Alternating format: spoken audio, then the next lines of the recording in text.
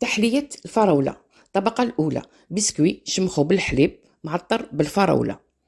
الطبقة الثانية كريمة الفلون، 2 مغارف كبار ونص سكر، 2 مغارف كبار ونص مايزينا، 2 كيسان وربع حليب.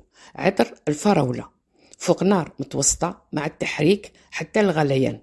نفرخها فوق البسكوي، نخليها تبرد وتتماسك. من بعد نحط القالب في الثلاجة. كي تبرد مليح نحضر لاجولي فراولة، كاس ماء، كيس فلون فراولة فوق نار قوية حتى الغليان.